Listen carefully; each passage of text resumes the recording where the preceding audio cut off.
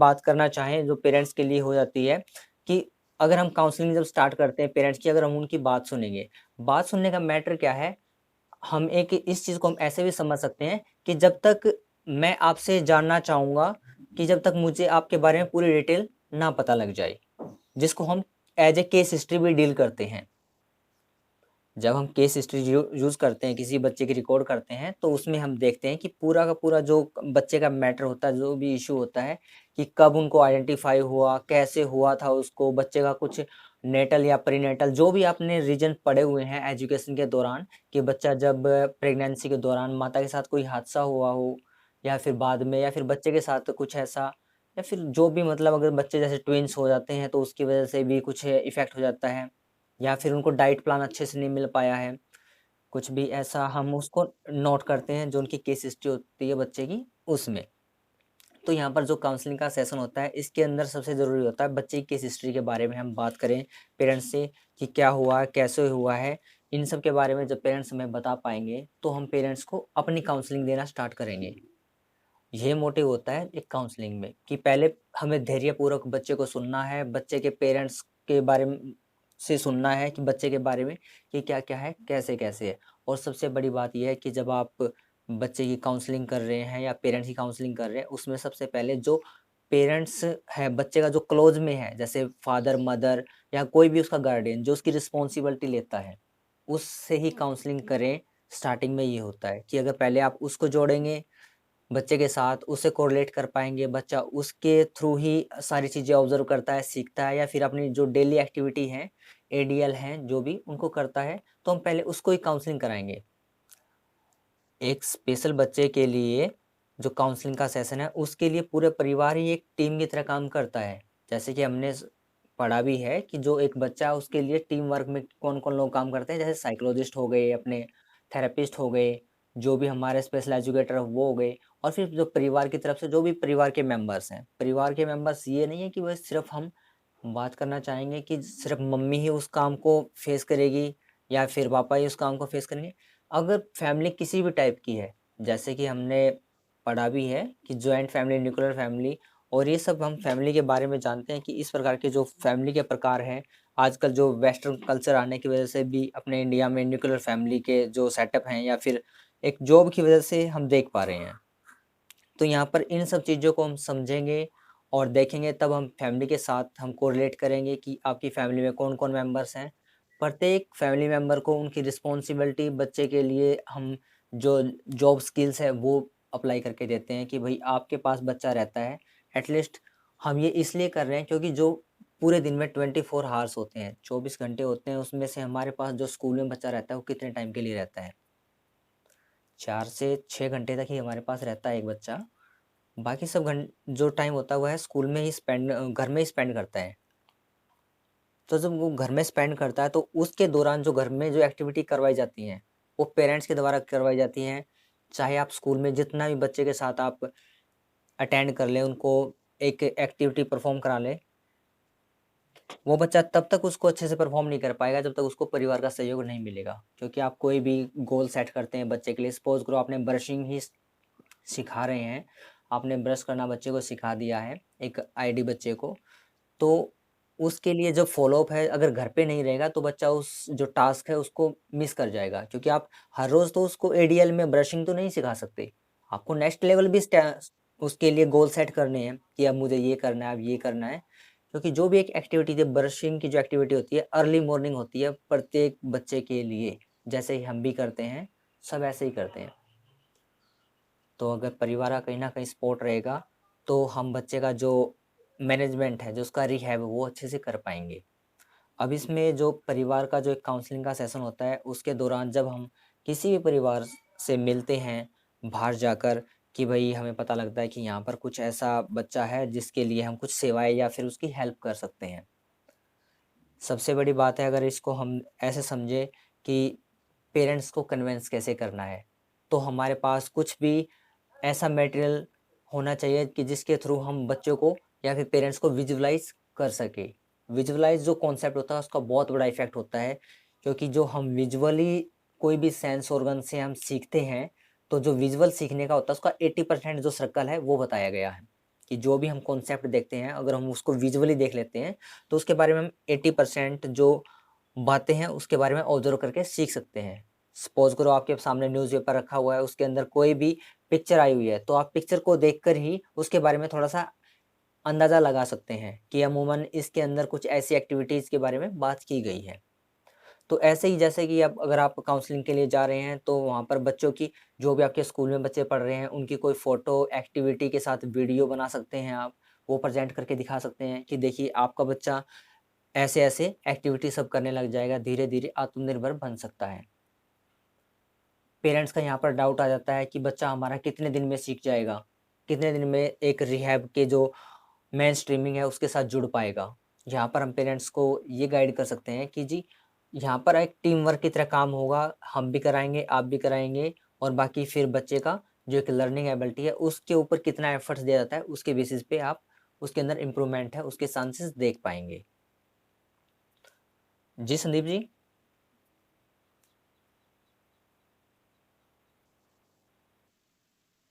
जी।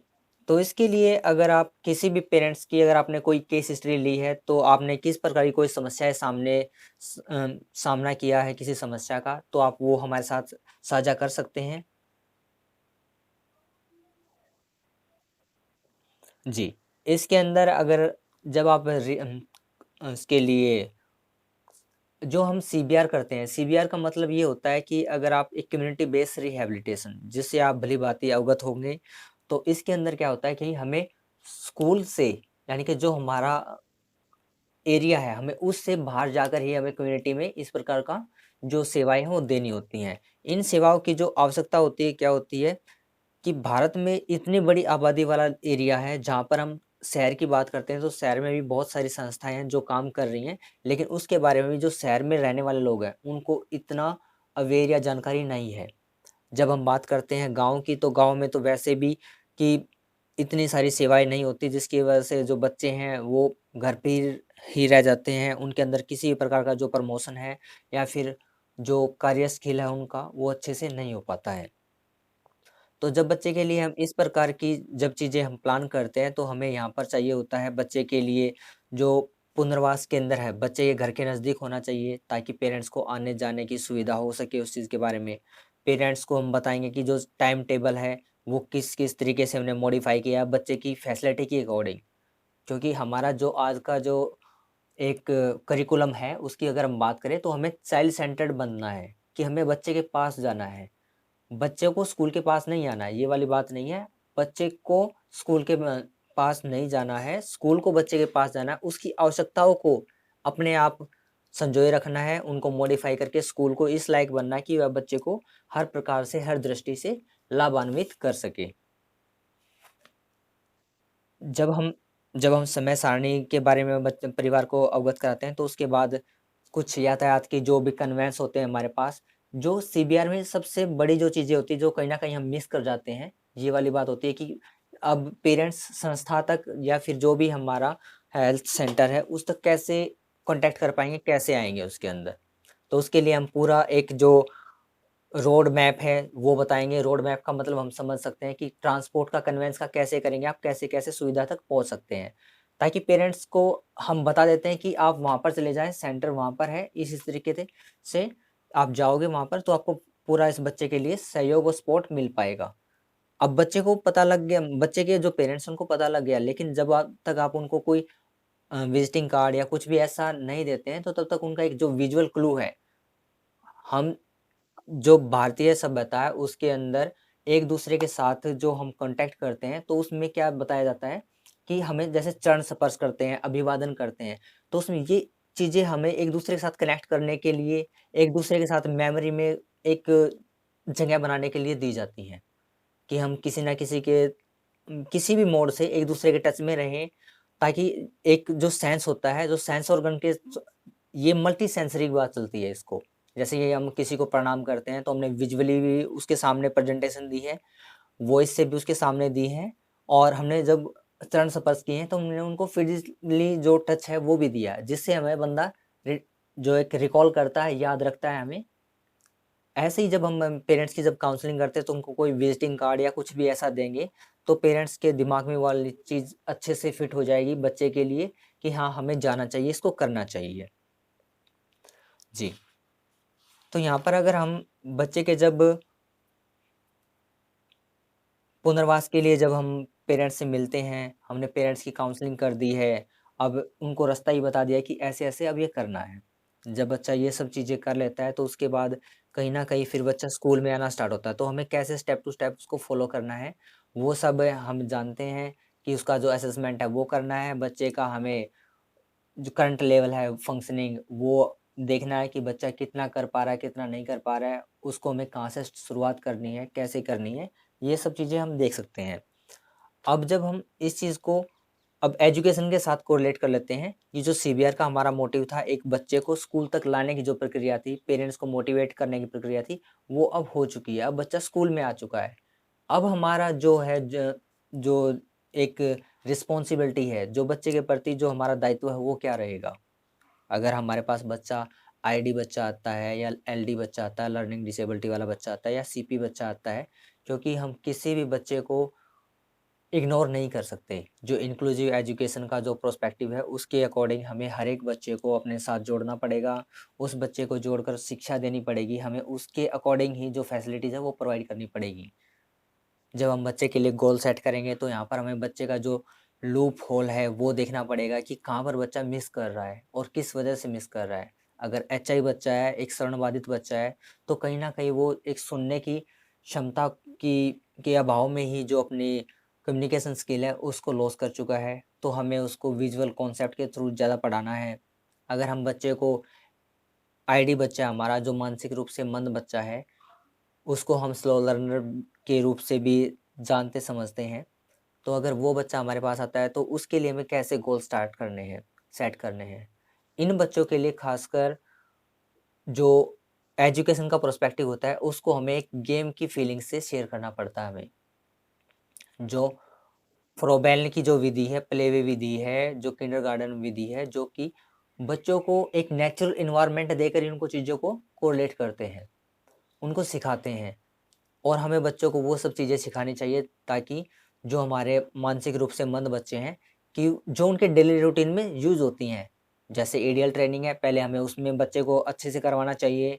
फिर बच्चे को सराउंडिंग में जो भी कंपोनेंट्स यूज़ कर रहा है बच्चा, चाहे फ्रूट्स यूज़ कर रहा है खाने में या फिर वेजिटेबल्स यूज़ कर रहा है या फिर घर में और भी अदर थिंग्स हैं, उनको यूज़ कर रहा है, तो बच्चे को हम फ्लैश कार्ड के थ्रू या फिर कोई भी गेम एक्टिविटी के थ्रू या मॉडलिंग के थ्रू हम बच्चे को रिप्रेज़ेंट कराएँगे। और बच्चे का हम पूरा का पूरा जो फ़ोकस है उसके ऊपर करेंगे। इसके लिए कुछ हम स्टार्टिंग में गेम की एक्टिविटी भी करा सकते हैं।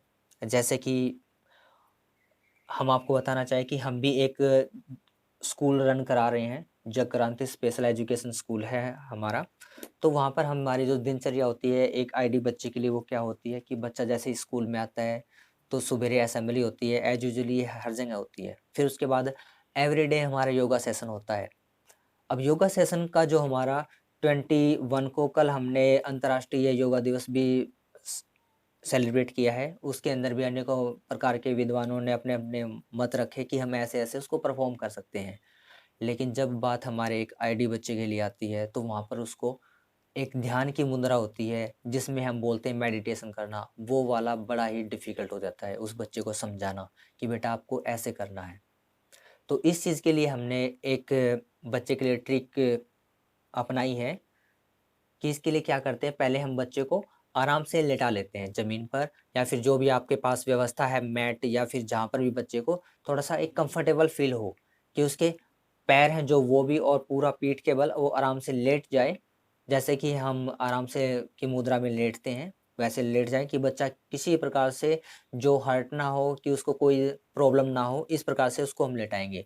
फिर हम कोई भी जैसे कि अ कॉइन है, सिक्का है आपके पास, सिक्का मतलब आप ₹5 का, ₹2 का, ₹1 का कोई भी आपके पास कॉइन है, वो आप यूज़ कर सकते हैं, चॉक यूज़ कर सकते हैं या फिर कोई भी आपके पास इंस्ट्रूमेंट जो आप टीएलएम में यूज़ करते हैं, ऐसा ऐसा होना चाहिए। तो उसको आप लेटाकर बच्चे को आँखें बंद करने के लिए बोलेंगे, बच्चा हो सकता है कई बार आँखें बंद ना करे, खोलेगा, आँखें बंद करेगा, ऐसे-ऐसे वो करेगा एक्टिविटी। तो उसके बाद फिर हम क्या करेंगे, बच्चे के जो माथा है जो हम फोरहेड बोलते हैं, दोनों आँखों के बीच में जहाँ पर हम ध्यान केंद्रित करने के लिए बच्चे को बोलते हैं, तो वहाँ पर उस मटेरियल को, उस ऑब्जेक्ट को रख देंगे। जो भी हमने कॉइन लिया है या फिर जो चॉक लिया है या फिर कुछ भी अपना बीड्स ली हैं, तो उसको चाहे आप छोटा-सा एक पत्थर भी यूज़ कर सकते हैं, जो कंकड़ हम बोलते हैं, वो भी यूज़ कर सकते हैं। वो हम वहाँ पर पोज़िशनिंग करेंगे और बच्चे की आँखें बंद करेंगे, तो बच्चे का रह कर दिमाग उसी चीज़ के ऊपर जाएगा कि मेरे सिर के ऊपर या फिर मेरे जो फेस है उसके ऊपर कुछ ऐसा रखा हुआ है। बच्चे का दिमाग ऑटोमैटिकली वहाँ पर केंद्रित हो जाएगा। जैसे सपोज़ करो कि आपके हाथ पर कुछ भी हम पानी की एक ड्रॉप भी लगा सकते हैं बच्चे को, कि जिससे बच्चे को वहाँ का एरिया, जो सराउंडिंग एरिया है, जो ठंडा-सा, कूल सा महसूस हो, जिसकी वजह से बच्चे को ध्यान केंद्रित करने में हेल्प हो सके। ये हम जो एक्टिविटी है करने के बाद बच्चे को इस मुद्रा के साथ धीरे-धीरे आगे बढ़ाएँगे।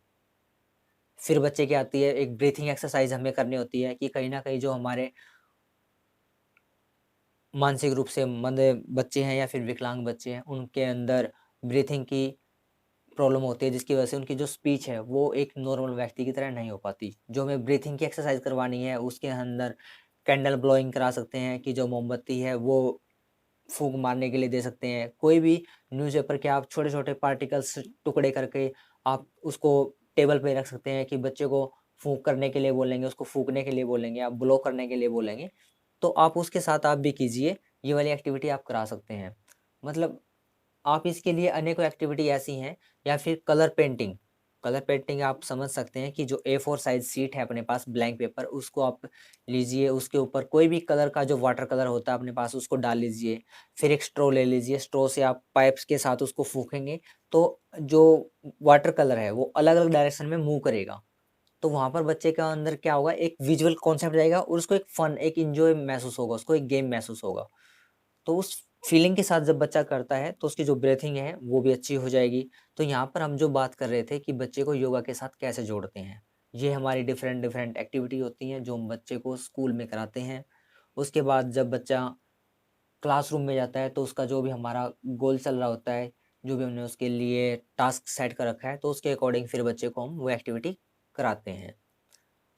ये सब एक्टिविटी करवाने के बाद जब बच्चा पहले तो योगा कर लेता है, फिर एकेडमिक भी कर लेता है, फिर जैसे ही लंच का टाइम आता है, तो लंच करवाने के बाद बच्चे को अच्छे से हम वहाँ पर पूरा ध्यान रखेंगे कि उसको एडीएल अच्छे से कराएँ। जैसे क्लीनिंग है वो अच्छे से करे बच्चा, जो खाना खाते वक़्त जो उसके जो फूड के जो बाइट्स ले रहा है, वो भी बिल्कुल प्रॉपर वे में ले, और कहीं न कहीं उसके अंदर एक जो सभ्य शालीनता के गुण हैं, उनको हम विकसित करने के लिए प्रयास करेंगे वहाँ पर, बच्चे का पूरा ऑब्ज़र्व करेंगे उस टाइम को।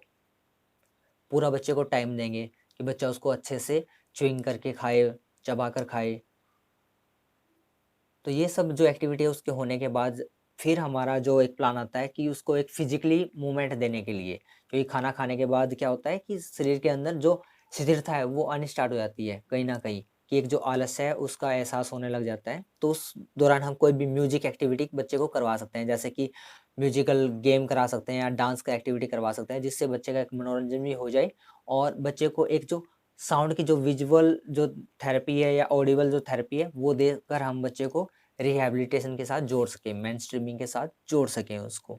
ये सब जो हमारी एक्टिविटीज़ हैं, पूरे दिन की जो हमारी एक्टिविटीज़ हैं ऐसे चलती रहती हैं, और फिर बच्चे का जो आखिरी जो सेशन होता है उसके अंदर कुछ थोड़ा-सा फिर से एक बार जो एकेडमिक हमने करवाया उसका प्रैक्टिकल हो जाता है। वोकेशनल में हम जो भी बच्चे को एक फ़नी मूड में लगता है, जैसे कि हम कुछ पेंटिंग करवा रहे हैं या फिर पॉट पेंटिंग करवा रहे हैं या फिर जो फ्लावर है वो बनवा रहे हैं या एनालॉग है वो मेकिंग करवा रहे हैं, तो उस कॉन्सेप्ट को हम बच्चे के साथ जोड़कर आगे करवाते हैं इस चीज़ को।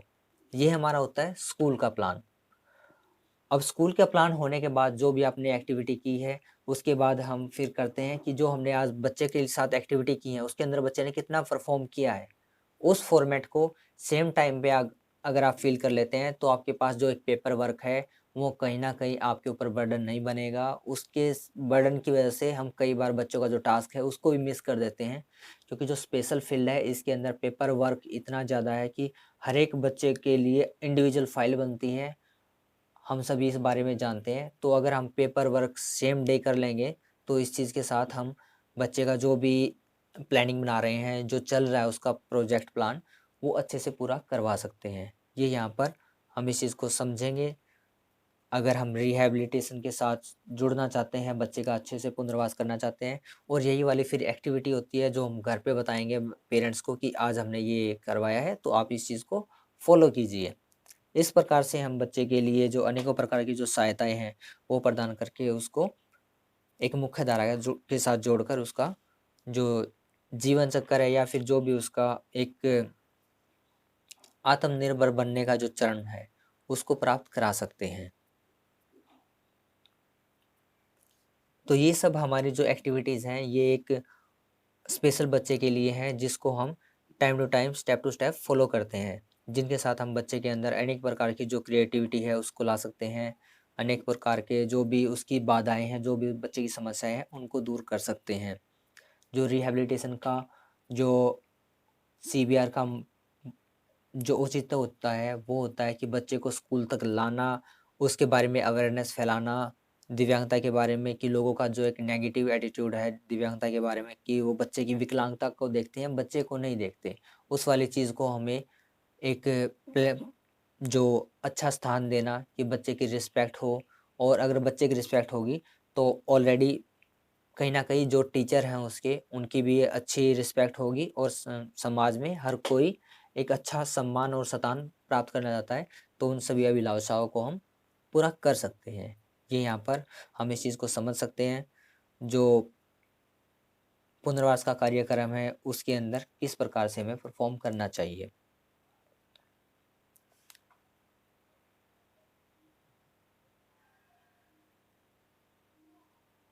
हाँ जी, संदीप जी।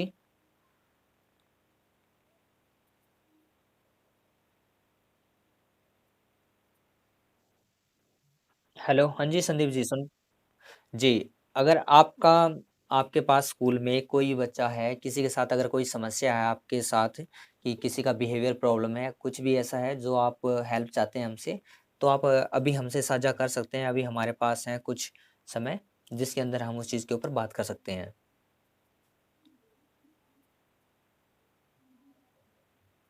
यह है स्टेप फॉर स्पेशल से ये लिंक है, हमारा यूट्यूब चैनल है। अगर आपका कोई भी सुझाव या समस्या हो, तो आप यहाँ पर कॉन्टैक्ट कर सकते हैं हमें, और आपके पास ईमेल आईडी और कॉन्टैक्ट नंबर है, वो आपको सब यहीं से मिल जाएँगे। अगर आपको कोई भी बच्चे से रिलेटेड कोई भी समस्या होती है, कोई भी आपको सुझाव चाहिए होता है, तो आप यहाँ पर इस चैनल पर जाकर वीडियो वगैरह देख सकते हैं, स्पेशल एजुकेशन से संबंधित। प्रत्येक बच्चे के लिए हमने यहाँ पर कुछ ना कुछ मटेरियल बना रखा है, जो कि आपको कहीं न कहीं हेल्प करेगा बच्चों के मैनेजमेंट में। ये हमारा विश्वास है।